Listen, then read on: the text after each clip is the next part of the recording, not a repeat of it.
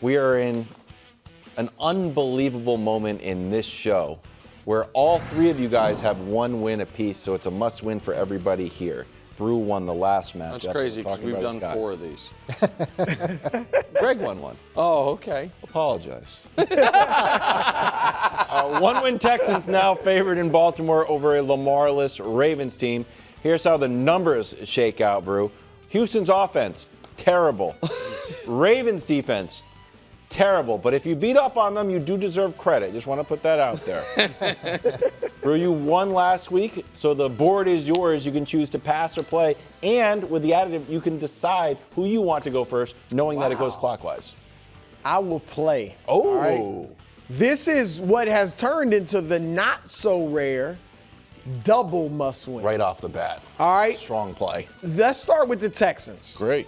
Obviously, the record, the standings, Indianapolis and Jacksonville are starting to move away from them. So there's that. Team morale. There's that. And C.J. Stroud.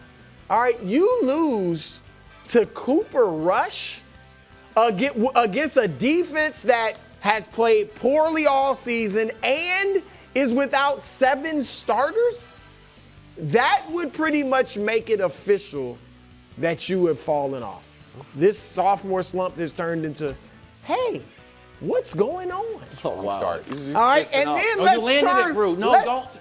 Let's. I got more. I know, but trust me. I know, but sometimes you stick it and then you. I know, but I'm gonna stick it again. We got the Ravens side. No, we don't. All right, same thing. Record, standings, team morale, and you know what else? What? We can't fit an ambulance in here. What am I gonna do if they lose this game? Not bad. All right. Just give me the point. Let's just move on to the next one. Y'all even gonna go? Y'all even gonna go? That was great theatrics. But this is a must bust out the leather helmets and the Oklahoma drill. That's what this is. So the Texans are 12th in the league in stopping the run. But I looked at it and I said, Derrick Henry, what are his best games? So if we go back to January 3rd, 2021, his best game ever was against the Houston Texans, where he ran the ball 34 times for 250 yards, a 7.4 yard average. And this game is going to beat that if they do it the right way, and he'll lead Baltimore to victory. Coach, I thought that was great. A lot of numbers. Yeah. Really? Factual basis, Really? Coach. Numbers against the team they're playing? Coach, I thought it was great. Sadly, however, it's not the right answer. Sadder than that, I obviously am the show's Chiefs guy. Yeah. I also oddly kind of became the show's Bills guy last year. No. Have I now just become the Ravens guy? Because I don't think it's a must-win for Baltimore.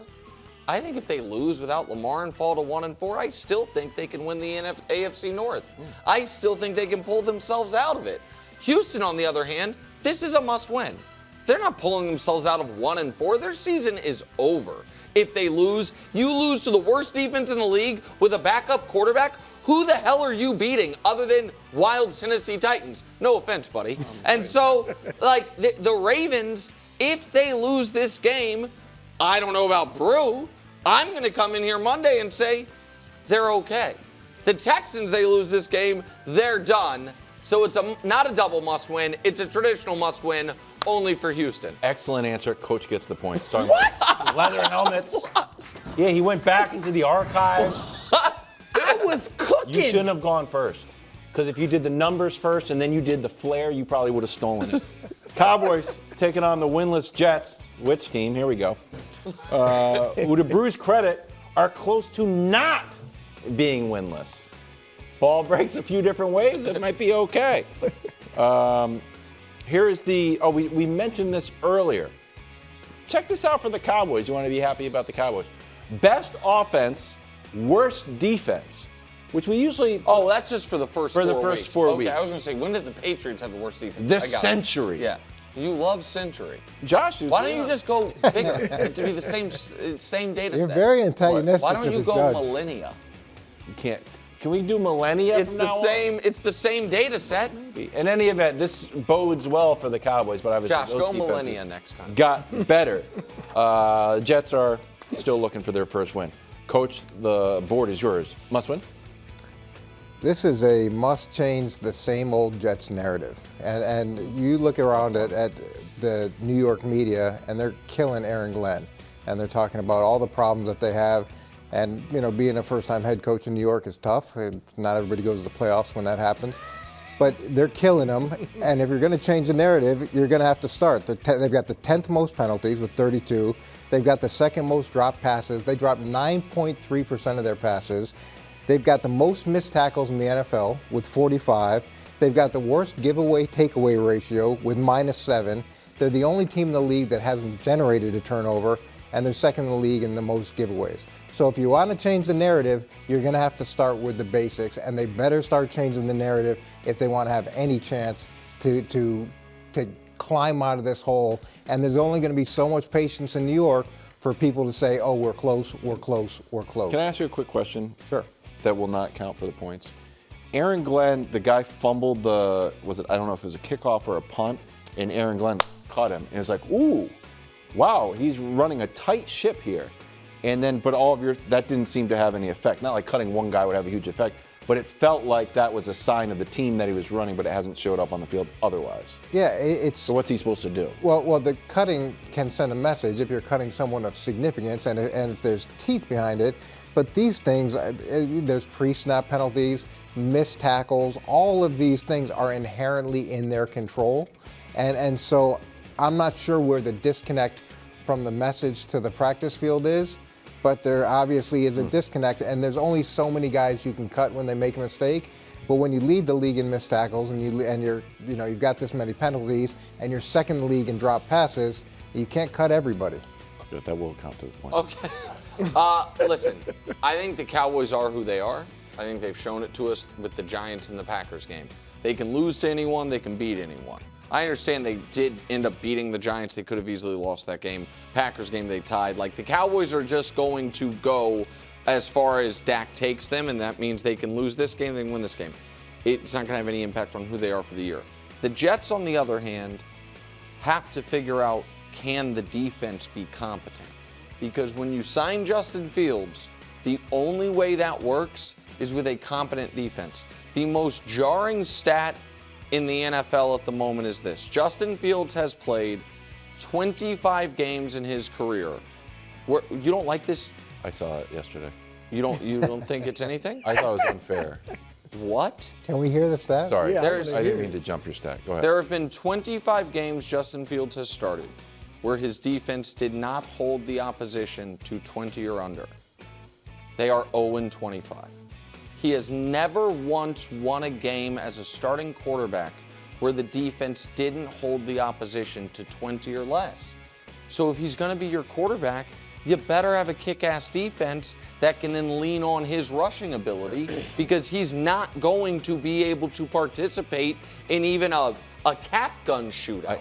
I don't want to undercut your stat. Okay, well, you just said you hated it and you slumped in your chair when I brought it up. So I think the job's done. I didn't mean to, but I saw that because I was doing this podcast with Gianna, and it was going to be number 3 on my "Hey, what's going on" list. Sounds like And a I great read it, but podcast. It like went through those games. He lost one of the games like 38-40. Okay, so That was that, like, yes, it was like there was some that I like, understand there I might- read it first, and I'm like, I- oh, and he's losing stuff 35-37. I don't think there's a lot of those, KW. I think it's far. I don't think it's an unfair number. I agree with you. There were games with the Bears where he did lose shootouts. Yeah. But it's not unfair to say he's literally never won a shootout. And he's never won a mid-scoring game. Feels very antagonistic what you're doing right now, Nick. I don't play favorites to the judge. I don't even think so must win. Let me go ahead and settle this thing. It's a must-win for the Cowboys and not the Jets. All right? Wow. The Cowboys, coach, they are in the rare position where there are no expectations. All right? Nobody's thinking S-Bob anymore, even though they got the highest paid quarterback in the league in his prime, playing great.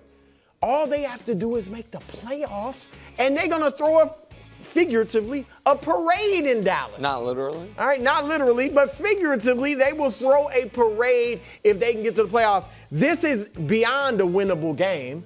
They got the momentum from a tie. From a tie, they have momentum, so they have to keep it going. For the Jets, We know what the Jets are. The season's over for the Jets.